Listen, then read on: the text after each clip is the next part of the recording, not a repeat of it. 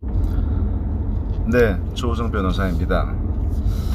자, 오늘부터 한 번씩 시간 날 때마다 제가 이 바디랭귀지, 마이크로 익스프레션에 대한 말씀을 좀 드려볼게요.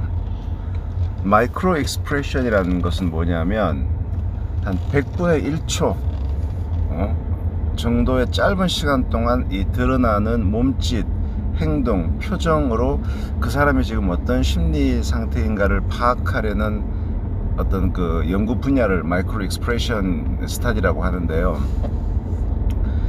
약간 이론적인 배경부터 말씀을 드리겠습니다. 뭐 예를 들어서 우리 이런 거 많이 하잖아요. 뭐 사람이 놀랬을 때 얼굴을 이렇게 하고, 그 다음에 뭔가 거짓말을 하려고 할 때 손을 비빈다든가 몇 가지 징표들이 있거든요.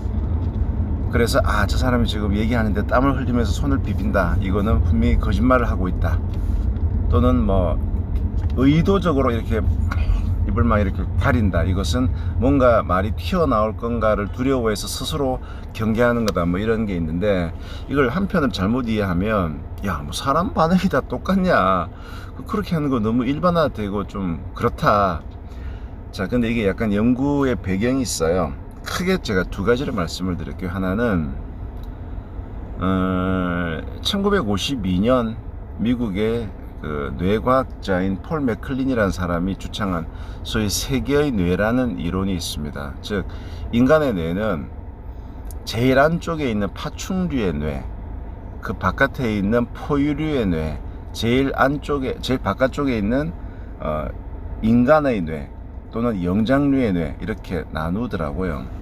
나누어서 제일 안쪽에 있는 파충류의 뇌를 뇌간, 그 다음에 그 중간에 있는 포유류의 뇌를 변연계, 영어로 말하면 림빅 시스템, 그 다음에 제일 바깥에 있는 이 영장류의 뇌를 이제 대뇌 신피질, 이렇게 얘기를 해서, 일단 대뇌 신피질은 이성적인 판단을 이제 결정하는 분야라면 그 중간에 있는 포유류의 뇌, 림빅 시스템, 여기가 되게 중요해요.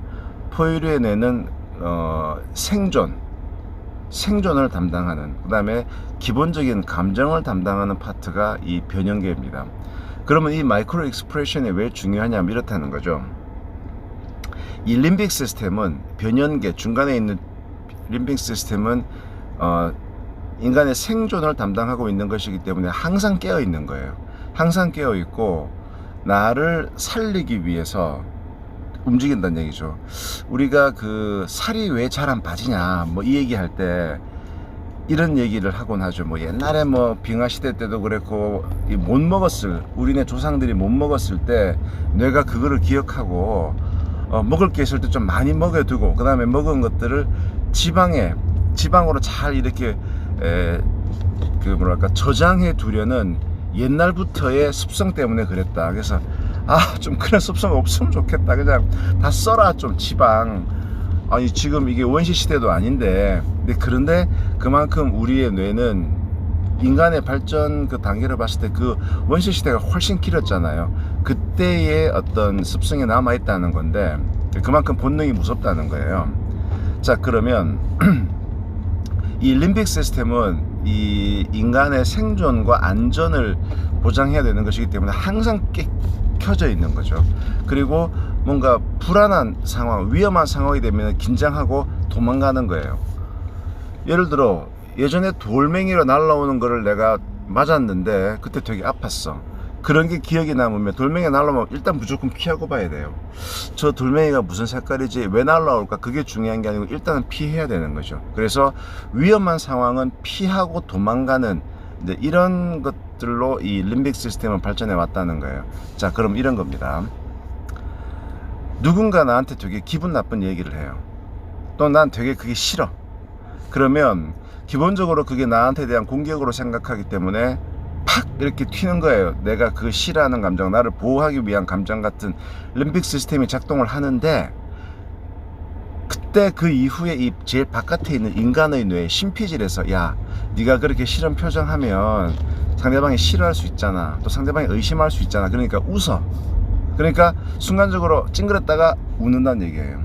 그러니까 순간적인 반응은 이 포유류의 뇌인 변형계수 튀어나오고, 이거를 안 돼, 그러지 마, 자제하는 것은 이제 100분의 1초 다음에 이 바깥에 있는 인간의 뇌 신피질에서 그러면 안 돼. 그래서 이제 그렇게 대응을 하다 보니까 심리학자들은 그러면 안 돼 라고 하는 신피질이 명령하기 이전인 포유류의 변형계 시스템, 림빅 시스템에서 1차적으로 반응하는 그거를 딱 보면 이 사람의 진짜 심리가 어떤지를 알 수 있다. 이렇게 해서 연구가 된 게 마이크로 익스프레션이에요. 그러니까 이렇게 인간의 뇌와 연결시켜 설명하니까 그게 가능한 부분이겠구나 생각이 드시죠. 자, 또 여기서 또 한 명의 학자가 나온 게 폴 에크만이라는 교수가 나오는데, 폴 에크만 교수는 지금도 살아 있어요. 제가 이분 뭐 트위터도 팔로우하고 하는데 이분은 평생을 그 오지를 돌아다니면서 뭐 저기 원주민들 만나고 이러면서 이 인간의 표정을 연구하신 분이에요. 폴 에크만 교수가. 이 양반은 인간의 표정에 대해서 되게 관심이 많았는데, 그 이유가 뭐냐면 이런 거지. 사람들이 기쁠 때 이렇게 얘기하고, 슬플 때 이런 표정을 짓고, 화났을 때 이런 표정을 짓고, 이것이 나라마다 문화권마다 다를까 비슷할까, 이제 이런 연구를 하신 거예요. 근데 보니까 문화권마다 비슷해. 뭐 이렇게 약간의 차이는 있겠지만 전반적으로 큰 대세에는 비슷한 감정에는 비슷한 표정을 짓는 거예요. 되게 신기했겠죠. 그러면서 이제 이 양반이 생각한 것이, 그러면 이렇게 기쁠 때는 이렇게 표정을 짓고 슬플 때는 이렇게 표정을 짓고 하는 것이 원래 타고난 건가, 아니면 사회에서 그렇게 학습을 한 건가. 그러니까 처음에는 빈 형태였다가 같이 살면서 어른들로부터 배워서, 내가 슬플 때는 이런 표정을 짓고 기쁠 때는 이런 표정을 짓고 이렇게 하는 게 이제 배워서 그런 건지, 아니면 원래 타고나기를 그렇게 타고난 건지에 대해서 당연히 궁금해졌죠.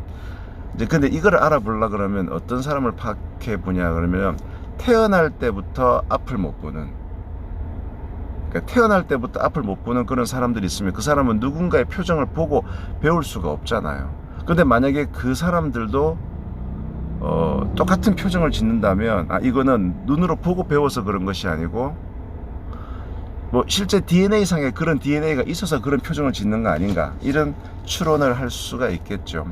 근데 실제 폴 에크만 교수가 그렇게 해봤더니 비슷한 표정을 짓는 거예요. 그래서 이 인간이 어떤 감정에 따라 표정을 짓고 행동을 하는 것은 타고난 거구나, 이 본능 속에 깊이 들어가 있는 거구나. 그게 아까 말한 세계의 뇌로 따지면 포유류의 뇌에서의 그 림빅 시스템, 변형계랑 관련이 있다 때문에 이거는 내 마음대로 안 되는 거예요. 내 마음대로 안 되고, 그걸 숨기려고 바깥에 있는 신피질, 인간의 뇌에서 덮으려고 해도 순간적으로 팍 드러나는 거는 숨길 수가 없다는 거예요. 그래서 뭐 제가 이제 예전에 이런 마이크로 익스프레션에 또 한때 탐닉해서 막 책을 많이 봤어요. 그러면 손동작, 뭐 눈동작, 입동작, 모든 동작을 이렇게 분야별로 연구를 했어요. 그러면은 그걸 딱 이렇게 공부를 하고 이게 협상을 하나 상담을 할 때 딱 그분의 얘기를 들어보면, 일단 이분이 지금 되게 초조해 했나 아니했나, 그 다음에 이게 좀 거짓말이 아닌가, 이런 것들을 조금 판별할 수 있는 그런 그 인사이트가 생기더라고요. 그래서 오늘은 이 마이크로 익스프레션에 대한 전반적인 베이스 백그라운드를 제가 말씀을 드렸고, 한 번씩 시간 날 때마다 드라이브 튜브나 제 사무실에서 다양한 손동작, 뭐 얼굴 동작, 이런 것들이 어떤 의미를 갖고 우리가 어떻게 이해를 해야 될 것인가 를 한번 제가 좀 사례를 들어서 설명을 드려보겠습니다.